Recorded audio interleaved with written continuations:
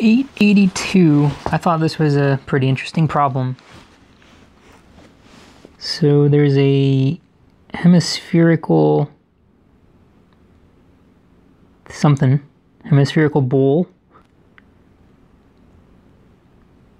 of radius capital R. You've got these masses.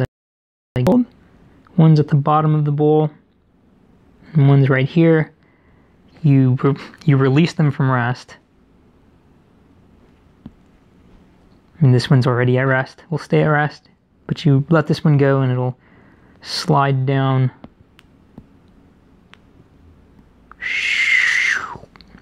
Once it makes contact, it sticks. And then the collective. Oh my gosh.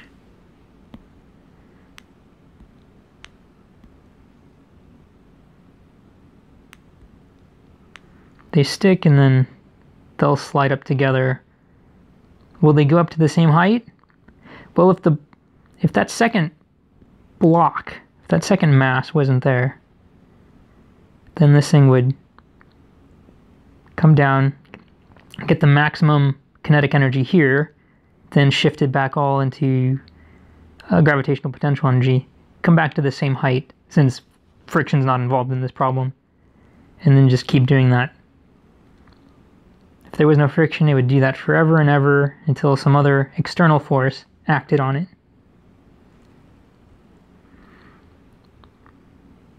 Okay, they stick together when they collide, so we know that energy isn't conserved in that collision. The thing that slows this one down when it reaches the bottom, though, is a force provided by that bottom mass. If the system consists of these two masses, then that force between the two is an internal force, not an external force. Momentum is conserved.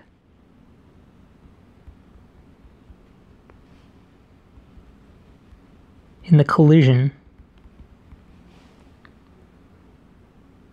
But momentum is not conserved throughout the whole problem. Ugh.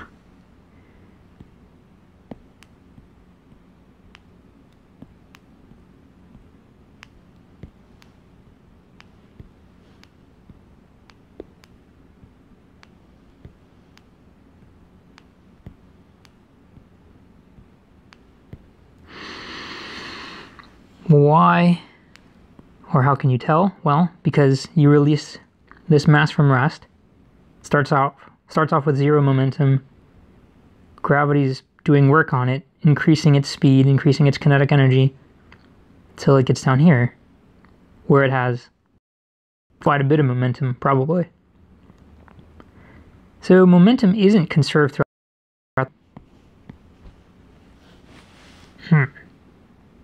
But if we can figure out the velocity of the mass down at the bottom, the collision, so this is the bowl. It looks flat because we're zooming in on it. Here's the mass. It's got some velocity. Here's the second mass that I'm not going to color in so that we could see this velocity vector.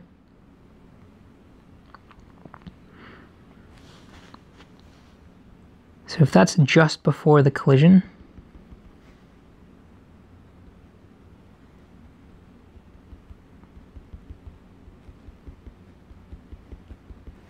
here are the two masses stuck together. Now they both have a combined speed.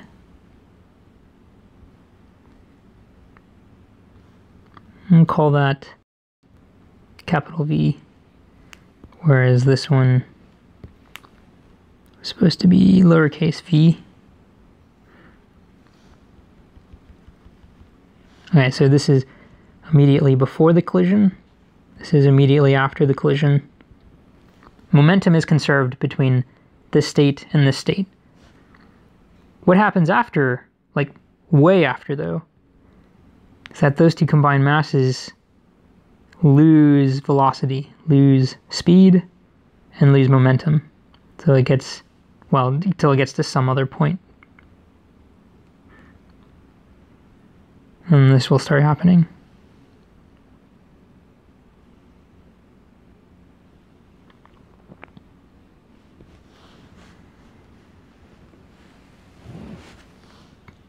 Okay, so we can figure what that speed is just from conservation of energy between the block up here moving to down here. So there's no friction, so all we have to do is figure out how far it's fallen. Right, so that's the gravitational potential energy that goes into kinetic energy. And then to figure out how high it goes again, all we have to do is do sort of the reverse, except the mass doubles, they're identical masses, and we've got an initial velocity right after the collision. That's going to get shuffled into the mgr, except m is the double, is double what it was. And then, well, we don't know how high it's going to go, so I'll just put an h and then call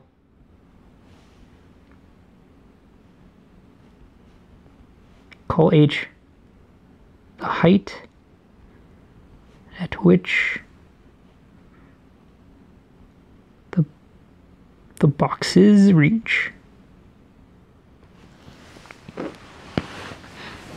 And that's what we're looking for. I think it's always a good idea to start at the end. So I think, well, if I knew what this capital V velocity is, the velocity of the combined masses, then I could find h. h is just v squared over 2g. And then I see, oh, okay, well, I don't have capital V. How do I get capital V? So let me put a box around this. Well, momentum's conserved between the times right before the collision to right after the collision. So if the total momentum in the system right before the collision is all in the one box, in the I direction, or X direction, that's going to get turned into an M plus an M, capital V, also in the I direction, or X direction. So in this case, then I go, okay, so capital V is M, that's just 2M, that's V over 2. So, that kind of makes sense. If these are identical masses, the mass of the combined blocks, the combined masses, will be half as much as the initial velocity right before the collision. So I could rewrite this as v squared over 4 times v squared over 4 over 2g. So that's v squared over 8g. But now I don't know the velocity that the first mass hit the second mass with. I can figure that out though from this energy conservation equation. So v squared is 2gr. The mass is cancelled. So this becomes 2gr over 8g. So the g's cancel, and I get 1/4 r over 4. So h is r over 4.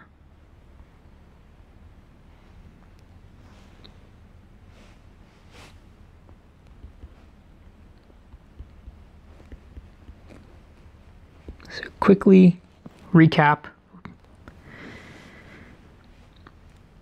The one block gains speed. If you let it go from here, it gains kinetic energy, falls, hits that second block, second mass, but it sticks to it.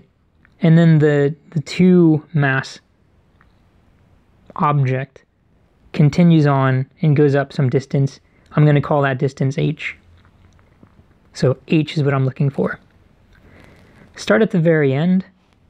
If I knew what the velocity is of this two block thing, which I called big V, here big V, then the kinetic energy at that point in time will be conserved as the block makes its way up the distance h. So I set those two energies equal. So the energies at those two states I set equal. That's what this means. Then I can solve for what that height is. What is h? I solve it in terms of things that I know, but also the big V, which I don't know. But that's okay, because now I can work on getting the big V. How do I get that? Well, if I knew what the velocity of that first mass was right before it hits the second mass, then I can use the conservation of momentum to find what big V is in terms of the little v. That's what this equation did. Here's my initial momentum right before the collision. This would be the momentum of the system right after the collision. So I can write what big V is in terms of little v. So just concisely, that says big V is exactly half of little v. I can plug that in, or I can just go, oh, okay, well, I don't know what little v is. How do I get that? I'm just conserving energy for the first mass. So this equation, mgr equals 1/2 mv squared. So the energy at the state where the mass is up here should be equal to the energy of the state where the mass is down here with some speed. Cancel the m's. V squared is just 2gr. And that's what I needed. I needed capital V squared, so I could just put the v over 2. Simplify that a little bit. V squared over 8g. And then this tells me v squared is the same thing as 2gr. So that's what I put in here instead of that. And then I can simplify this, cancel the g's. 2/8 is 1/4. So I have r over 4 as my final answer. R over 4.